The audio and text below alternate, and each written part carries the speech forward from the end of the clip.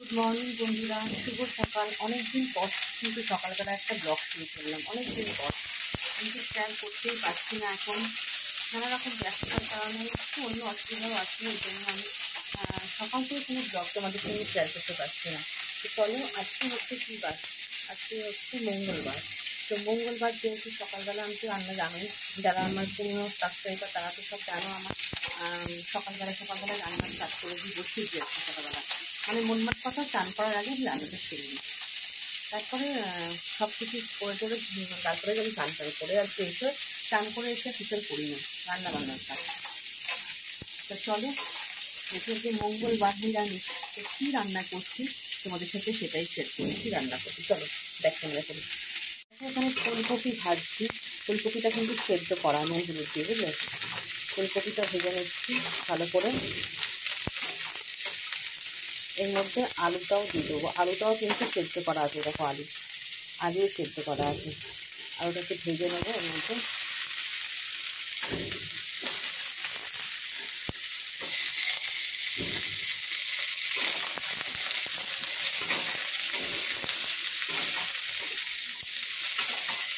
Copy না ভালো করে না লাল করে ভাজলে না ভালো লাগে না গো, একটু লাল করে ভাজবো। এই ফুলকপির তরকারি হবে টমেটো দিয়ে, আর মটরশুঁটি আছে, মটরশুঁটি দিয়ে হবে ফুলকপির তরকারি। আর কি করবো চলো তোমাদের সাথে শেয়ার করি। তো এখানে আছে বিট গাজর কাঁচানো, এটা ভাজা ভাজা করবো একটু। এইটা দিয়ে না রুটি খেতেও ভালো লাগে, আর আমার পর তো ভাতের সাথেও ভালোবাসে খেতে। আর এইটা হচ্ছে বেতো শাক। এই বেতো শাকটা করবো হচ্ছে, এখানে দেখো আমি কেটে নিয়েছি কুমড়ো, শিম, আলু, বেগুন। একটু বেগুন দিতে পারলে ভালো হতো, কিন্তু বেগুনটা নেই বলে দিচ্ছি না। আর বড়ি দেবো, বুঝলে? আর এইখানে আছে মটরশুঁটি, এই যে মটরশুঁটি রয়েছে, এটা দেবো ফুলকপির তরকারিতে। আর ফ্রিজে তো চাটনি থাকে, আমার নিরামিষের দিনে একটু চাটনি না হলে ভালো লাগে না। এই হচ্ছে আজকে রান্না বান্না। দেখো এখানে বেতো শাকটা করবো বলে ফোড়ন দিয়েছি, কালো জিরে ফোড়ন আর কাঁচা লঙ্কা দিয়ে তার মধ্যে ভেজে নিচ্ছি। সবজিগুলো ভালো করে ভেজে নিচ্ছি নুন হলুদ দিয়ে। আর এখানে দেখো বড়ি ভেজে নিয়েছি, ছোটো ছোটো বড়ি, এই যে বড়িটা ভেজে নিয়েছি। আর এই দেখো ফুলকপি আলু লাল লাল করে ভেজে নিয়েছি। ঠিক আছে, আগে শাকটা রান্না করে নিই।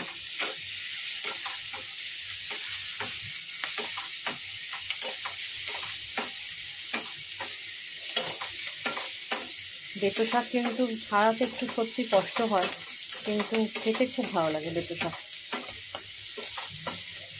আর আমার ঘরে তো মানে শাক তো বাড়া ধরা, শাক হবে, ভালো লাগে শাক খেতে। আর শরীরের পক্ষেও ভালো শাক খাওয়া।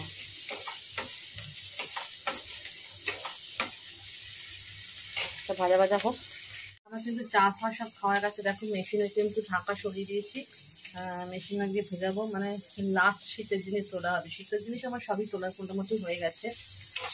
নিচের ঘরের কম্বল ওটা পাতলা কম্বল, ওয়ার দেওয়া, ওই কম্বলের ওয়ারটা কেচে আর করে দেবো। তারপর শাকটা দিয়ে দিই, ভাজাটা হয়ে গেছে। হ্যাঁ, কেচে আর তুলে দেবো।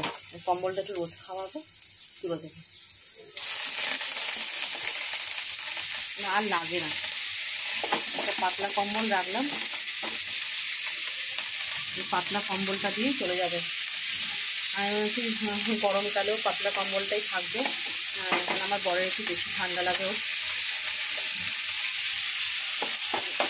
এসি চললে তখন লাগে একটুখানি একটা পাতলা কম্বল। এই কম্বলটা হরিদ্বার থেকে নিয়েছি, খুব সুন্দর কম্বলটা, অনেকেই দিয়েছে কম্বল। অনেক ভালো গরম কম্বলটা, জানো তো, খুব ভালো গরম কম্বলটা। তো চলো শাকটা আমি দিয়ে দিই। দেখো শাকটা দিয়ে দিলাম। এবার ভালো করে ভাজা ভাজা করতে হবে একদম। নুন হলুদ দেওয়া, খালি একটু মিষ্টি দেবো স্লাইট, অল্প।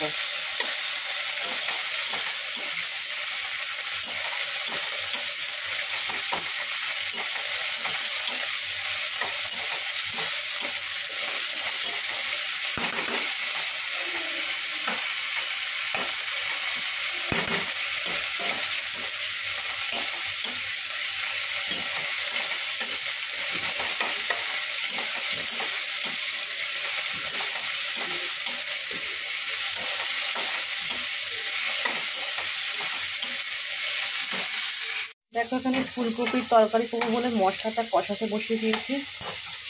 মশলার মধ্যে দিয়েছি আদা বাটা আর জিরে গুঁড়ো আর সাদা জিরে ফোড়ন দিয়ে যেমন করে আর কি। টমেটো দিয়েছি, কড়াইশুঁটি দেবো এর মধ্যে এখনই।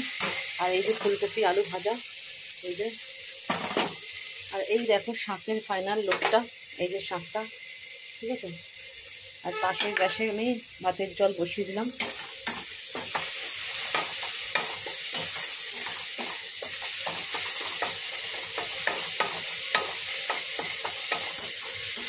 লঙ্কা না আমি বেটে দিই না, গোটা গোটা দিয়ে দিই, যার যেরকম লাগবে খেয়ে নেবে ঝাল। কেন খুব বেশি ঝাল না আমরা খাই না নিরামিষ তরকারিতে।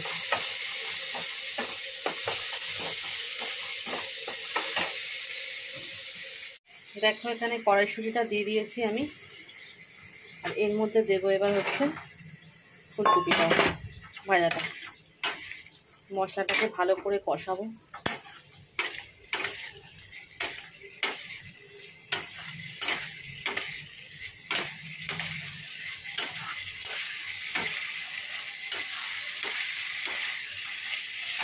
আর পাশের গ্যাসে তো হাঁড়িতে গরম জল হয়েই রয়েছে, গরম জলটা কিছুটা রেখে দিয়ে বাদ বাকিটা ভাত বসিয়ে দেবো।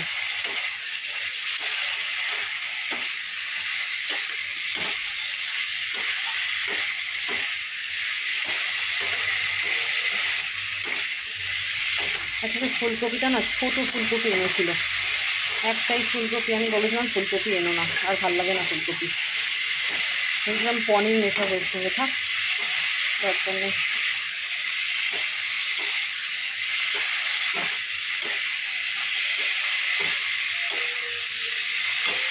দেখো এখানে বিট গাজরটা ভাজতে বসিয়ে দিয়েছি। আর এই দেখো হচ্ছে ফুলকপি আলুর ফাইনাল লুকটা। দেখো এখানে ভাতটা হচ্ছে, তো ভাত হচ্ছে। আসলে জায়গাটা আমার এতটাই ছোট না গো, অসুবিধা হতো। এই যে ফুলকপি আলুর ফাইনাল লুকটা। আর এখানে আমি দেখো এতগুলো বাসন ধুলাম। আর এই যে কাঁচা ভিজিয়েছি, মেশিনে দেবো, তার আগে ঘরটা মুছে নেবো।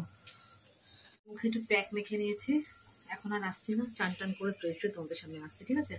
মেশিনে কাঁচাগুলো দেবো, ঘরটা একটু বুলিয়ে নেবো, বুলিয়ে নিয়ে তারপর চান করে চলে যাবো। চলো পরে আসছি, চান টান করে এসে দেখা হচ্ছে তোমাদের সাথে। চান করে এইমাত্র চলে আসলাম, এইমাত্র চান করে আসলাম। চান করে এসে একটুখানি চুলটা শুকিয়ে দিলাম। বলতো আমি না ভিজে চুল মানে মাথায় বেঁধে রাখতে পারি না, চলো একটু ঘোলাটে ঘোলাটে লাগছে স্কিনটা। হ্যাঁ এইবার ঠিক আছে, স্কিনটা একটু ঘোলাটে লাগছিলো। তো চান করে এসছি। আর দেখো একটুখানি এই চুড়িদারটা হাতে একটু ধুয়ে দিলাম, দুদিন পরেছি। আর এই নাইটিটাও হাতে ধুলাম, কেন মেশিনে আর জায়গা হচ্ছে না। জায়গা হচ্ছে না থেকে বড় কথা, মেশিনে অনেক যেগুলো মানে অনেক দিনকার পুরোনো জিনিস নোংরা, সেগুলোর সাথে না আমি ভালো ভালো জিনিস দিই না, সেটা হাতেই ধুয়ে দিলাম। আর এখন গরম পড়ছে তো আমি খুব ভারী ভারী জিনিসগুলোই মেশিনে দিই, আর হাতে টুকটাক জিনিস কেচে নিই আমি। মানে প্রতিদিন না চালালেও হয়। যেমন দাদা ভাইয়ের জামা প্যান্টটা আমি হাতে ডগলাই না, কেন ব্রাশ মারতে আর পারি না, হাত ব্যথা করে খুব আমার। তো চলো। আর রোদটা বেশ জোরালো রোদ, জানো তো। ওই যে কম্বলটার ওয়ারটা মানে কেচে দিচ্ছি, কম্বলটাকে তুলে দেবো। এই কম্বলটা যেন দেখে মনে পড়ে গেল, এই কম্বলটা যখন বৈষ্ণোদেবী গেছিলাম, মানে কাটরা, ওখান থেকে নিয়ে এসেছিলাম আমি। সব কেনাকাটি মানে প্রচুর শপিং করেছিলাম ওখান থেকে, মানে কাটরা থেকে। কাটরাতে জিনিসপত্রের দাম না খুব সস্তা, জানো তো। প্রচুর শপিং টপিং করে তখন লাস্টে মনে পড়ছে একটা কম্বল নিলে ভালো হতো, এখানকার পাতলা পাতলা কম্বল। কিন্তু পাতলা হলে কিন্তু খুব পাতলাও না এটা, বেশ গরম। মানে সারাটা শীতকাল আমার এই কম্বলটা দিয়ে চলে গেল। মানে সেরকম তো শীত কলকাতায় পড়ে না, এবছর কমই পড়েছে শীতটা। সেই কিনেছিলাম আমি, যে আমি এত লাগেজ হয়েছে, আমি বই তো নিয়ে যাব। মানে কাটরা থেকে, জম্মু থেকে পুরো একদম আমাদের কলকাতা প্ল্যাটফর্ম অবধি ট্রেনেই এসেছি মাঝখানে। সে অনেক বড় একটা হিস্ট্রি ওখানে, যাই হোক সেখান থেকে নিয়ে এসেছিলাম এইটা। এটা রোদ খাইয়ে এর ওয়ারও আছে, ওয়ারটা কেচে দিয়েছি। ওয়ারটা পরিয়ে একবার তুলে রাখবো সামনের বছরের শীতের জন্য। এখন আর এইসব দেখলে না ভয় লাগছে, কেন এখন লাগে না। একটা পাতলা কম্বল রেখেছি, সেটা আমি এই হরিদ্বার থেকে নিয়ে এসেছি রিসেন্ট। সেটা খুব ভালো, জানো তো। মানে বেশি দাম নেয়নি, কিন্তু জিনিসটা খুব আরামদায়ক আর নরম সফট। মানে ওই সব কম্বলগুলো কী বলো তো, এসি চালিয়ে কমফোর্টেবল। আমি বলছি থাক, কদিন পর থেকে তো আবার এসি চলবে, তখনও গায়ে দেওয়া হবে। তো চলো, রোদটা ভালোই, রোদ বেশ জমকালো রোদ। আর দেখো আমি বললাম দাদাভাইকে যে ওর না গাছে হাত দিতে বারণ করছে ডক্টর, মানে অ্যালার্জিক ধাত তো, ওই জন্য আমি ফুলগুলো পারবো, নিজের ফুল কিনে নিয়ে চলে গেছে। এই জবা ফুলটাই ফুলই আসেনি, জানি না এটা কী গাছ বেরোচ্ছে। চলো একটু রোদে দাঁড়িয়ে নিই বলতে চুলটা জাস্ট খালি শোকাবো। কেন সবসময় ও আমার কর্তা মশাই ঘরে থাকলে ফ্যান ছাড়া যাবে না, ও বেরিয়ে গেলে ফ্যান ছাড়বো। চলো পরে আসছি আবার, ঠিক আছে? চলো, অনেকক্ষণ পর তোমাদের সামনে আবার চলে আসলাম, অনেকক্ষণ পর। তো অনেকটা কাজ এগোলাম। আসলে ফোন নিয়ে না ওপর নিচ করা যায় না, তো আমার তো ওপর নিচ করেই কাজ করতে হয়। চলো তোমাদের ঠাকুরের সিংহাসনটা শেয়ার করি। অনেকদিন তোমার ঠাকুরের সিংহাসনটা দেখো, চলো ব্যাক ক্যামেরা করে। চলো দেখো আমার ঠাকুরের সিংহাসন, গোপাল সেজেছে, উটুক ফুটুক করে বসে আছে। এখন তো গরমকাল, তো মানে গরম তো পড়েই গেছে অলরেডি, ভালো গরম পড়ে গেছে। ঠাকুরের গায়ে কোনো উলের পোশাক নেই, সব আমি ধুয়ে তুলে দিয়েছি। খালি গোপালকে রাত্রিবেলা পাতলা একটা চাপা দিই যখন খাটে শোয়াই, ব্যাস। এই এই আমার সিংহাসন, এই লাইটটা জ্বলছে অনেক দিন হলো, সেই পুজো থেকে জ্বলছে, দুর্গা পুজো থেকে। আপাতত কিছু কাজ নেই আমার, কেন সবজিপাতি আমার সব কাটাই আছে ফ্রিজে কালকের জন্য, যেহেতু আমি মানে পরের দিন কি রান্না হয় না আমি আগের দিন কেটে কুটে ফ্রিজে গুছিয়ে রেখে দিই, তখন কি আমার তো সুবিধা হয় অনেকটা, আমার অনেকটাই সুবিধা হয়। তো এখন আর লাইটটা নিভিয়ে দিই, লাইটটা নিভিয়ে দিই, আবার বিকেলবেলা জ্বালাবো সন্ধ্যেবেলা। তো এখন আর কোনো কাজকর্ম নেই, ওপরের ঘরটা একটু ঝাঁট দিয়ে রাখবো, একটু পরে ঝাঁট দিলেও হবে সেটা। আর বাসন কোসন অনেকটা তুলেছি আমি মানে মাজা বাসনগুলো অনেকটা তুলে দিয়েছি, আর কিছু বাসন ওখানে দেখো পড়ে আছে, ওই বাসনগুলো একটু গুছিয়ে গাছিয়ে রাখবো। রেখে নিয়ে একটু নেল পালিশ পরবো, নেল পালিশটা উঠিয়েছি, নেল পালিশটা পরা হয়নি, নেল পালিশটা পরি বসে বসে এখন, পরে টরে নিয়ে তারপর দেখি কি কাজ করি। এখন তো কিছু কাজকর্ম নেই, ছাদে সব শোকাচ্ছে, এখনও দেখে আসলাম শোকায়নি অনেকটাই জিনিস। আর কম্বলটা নামিয়ে নিয়ে আসলাম, কম্বলটা নামিয়ে ওখানে রেখেছি, থাক ওখানে, ওয়ারটা শোকাক একবারে পাট পাট করে ওয়ারটা ভরে আলমারি তুলে দেবো একদম, আর রাখারাখি সেন নেই। কেন শীতকাল মানেই ঘর বোঝাই বলো, জিনিসপত্র এত বেরোয় শীতকালে, সোয়েটার মোয়েটার এটা ওটা আগডুম বাগডুম, আর পারছি না ঘর বোঝাই দেখতে। ওই জন্য বললাম আগে তোলো সব জিনিসপত্র, আর লাগে না এখন অত কিছু।